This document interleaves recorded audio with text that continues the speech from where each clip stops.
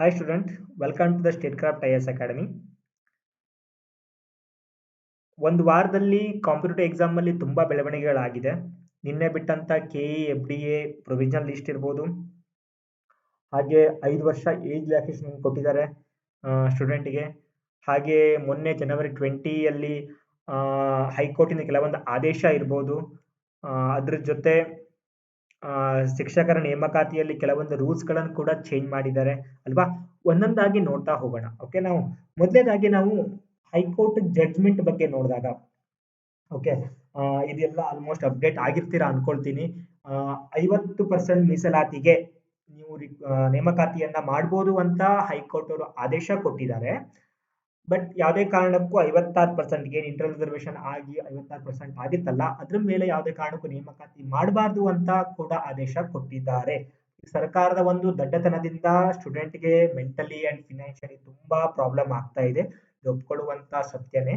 But ಇವಾಗ high court ಕೂಡಿಂದ ಕೂಡ ಮಧ್ಯಂತರ ಅರ್ಜಿಗೆ ಸಲ್ಲಿಸಬಹುದು, ನೀವೇನಾದ್ರೂ ರಿಕ್ರೂಟ್ಮೆಂಟ್ ಮಾಡೋದಿದ್ರೆ ಅನ್ನೋದಂತ ಹೇಳಿದೆ. ಸರ್ಕಾರ ಕೂಡ ಮಧ್ಯಂತರ ಅರ್ಜಿ ಸಲ್ಲಿಸಲಿಕ್ಕೆ ಎಲ್ಲಾ ಕ್ರಮಗಳನ್ನು ಕೈಗೊಳ್ತಾ ಇದೆ. ಓಕೆ, ಅದಕ್ಕೆ March or Feb end or March ಅಲ್ಲಿ ನೇಮಕಾತಿಗೆ ನಾವು ಎಕ್ಸ್ಪೆಕ್ಟೇಷನ್ ಮಾಡಬಹುದು. ನೋಡೋಣ, ಗೊತ್ತಾಗುತ್ತೆ ಒಂದು ವಾರದಲ್ಲಿ ಸರ್ಕಾರದ ಏನು ಕ್ರಮಗಳನ್ನ ಕೈಗೊಳ್ಳುತ್ತೆ ಅನ್ನೋದು.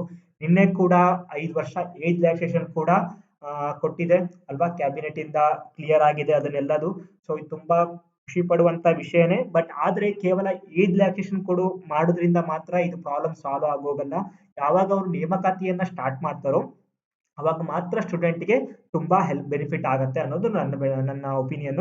ಅದ್ರ ಜೊತೆಗೆ ಯಾರ್ಯಾರು ಕೆ.ಎಸ್.ಗೆ ಅಲ್ವಾ, ಕೆ.ಎಸ್.ಗೆ ಎಕ್ಸ್ಕ್ಲೂಸಿವ್ ಆಗಿ ಪ್ರಿಪೇರ್ ಆಗ್ತಿದ್ದೀರಾ ಅನ್ನೋದು, ಈ ಸಲ ಯಾರು ಏಜ್ ಲಿಮಿಟ್ ಮೀರಿ ಹೋಗಿ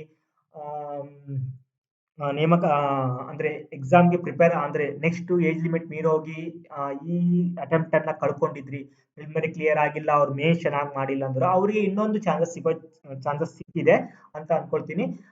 ಈ ಸಲ ಕೂಡ 400+ ಪೋಸ್ಟ್ಗೆ ಕೆ.ಎಸ್ ಇಂದ ನೇಮಕಾತಿ ಆಗೋ ಚಾನ್ಸಸ್ ಜಾಸ್ತಿ ಇದೆ. ಯಾವಾಗ 384 ನೇಮಕಾತಿ ಪ್ರಾಬ್ಲಮ್ ಸಾಲ್ವ್ ಆಗಿ ರಿಸಲ್ಟ್ ಅನ್ನ ಬಿಡ್ತಾರೋ ಇನ್ನೊಂದು ನೇಮಕಾತಿ ನಾವು ಎಕ್ಸ್ಪೆಕ್ಟೇಷನ್ ಮಾಡಬಹುದು ಈ ಇಯರ್ ಅಲ್ಲೇ.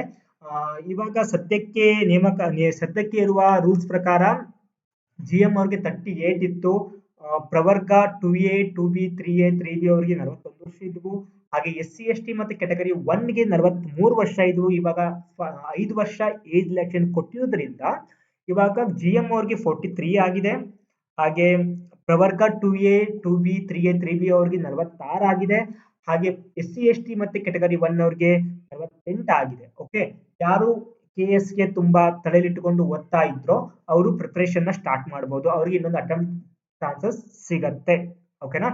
ಹಾಗೆ ನೆಕ್ಸ್ಟ್ ನಿನ್ನೆ ಬಿಟ್ಟಂತ ಪ್ರೊವಿಷನಲ್ ಲಿಸ್ಟ್ ಇರಬಹುದು ಕೆ ಇಂದ ಎಫ್ಡಿಎದಲ್ವಾ. I think most of the people have check their score, right. ಇವಾಗ ನಿಮ್ಗೆ ಒಂದು ಬ್ಲೂ ಪ್ರಿಂಟ್ ಸಿಗತ್ತೆ, ನನ್ನ ಸ್ಟಡಿ ಎಲ್ಲಿ ನಿಂತಿದೆ ಅನ್ನೋದು. ನಮ್ಗೆ 1 ವರ್ಷದಿಂದ ನೇಮಕಾತಿ ಇಲ್ಲ, ನಾನು ಓದಕ್ ಆಗ್ತಾ ಇಲ್ಲ ಅಂತ ಹೇಳ್ತಾ ಇದ್ರಿ. ಬಟ್ ಮೊನ್ನೆ ಕೆ.ಎ ಎಕ್ಸಾಮ್ ಏನ್ ರಿಸಲ್ಟ್ ನೋಡಿದಾಗ ನಿಮ್ಮ ಸತ್ಯ ಗೊತ್ತಾಗಿರುತ್ತೆ ಅನ್ಕೊಳ್ತೀನಿ. ಪ್ರಿಪರೇಷನ್ ಇನ್ನೂ ಅಪ್ ಟು ದ ಮಾರ್ಕ್ ಇಲ್ಲ. ಯಾಕಂದ್ರೆ ಸ್ಕೋರ್ ಲಿಸ್ಟ್ ನೋಡಿದಾಗ ನಾವಿಲ್ಲಿ ಕೇವಲ 1% ಮಾತ್ರ 140 ಸ್ಕೋರ್ ಅನ್ನ ಮಾಡಿದ್ದಾನೆ.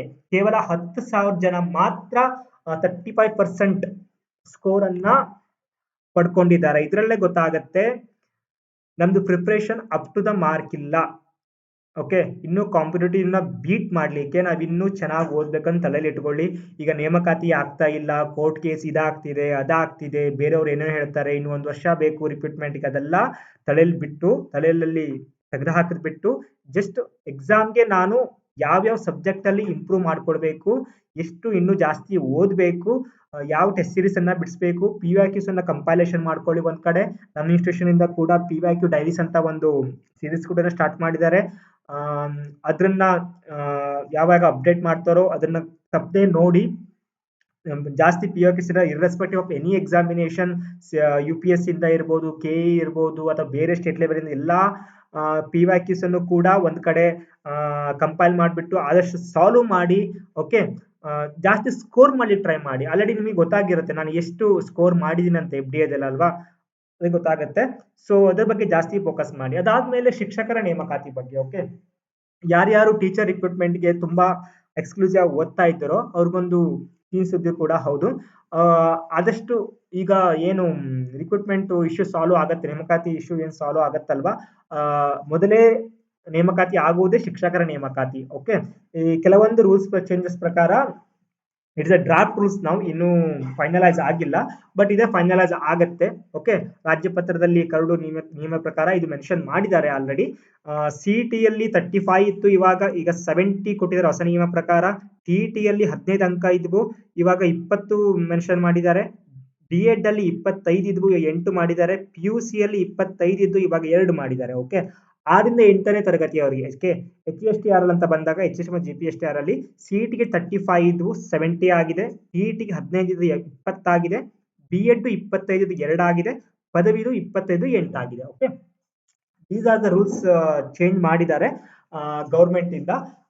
ಮುಂದಿನ ದಿನಗಳಲ್ಲಿ I think within 1 month R within 1.5 month ಶಿಕ್ಷಕರ ನೇಮಕಾತಿ 100% ಆಗಲಿದೆ. ಅದ್ರ ಜೊತೆಗೆ KPSC ಇಂದ FDSTಗೆ ಮತ್ತು PDO ಗ್ರೇಡ್ 1 ಗ್ರೇಡ್ 2 ಇರ್ಬೋದು, ಹಾಗೆ ESI ಇರ್ಬೋದು, ಹಾಗೆ KS 400+ ಇರ್ಬೋದು. ತುಂಬಾ ನೇಮಕಾತಿಗಳು ಇವಾಗ ಲೀಸ್ಟ್ ಅಲ್ಲಿ ಇದೆ ಆಲ್ರೆಡಿ.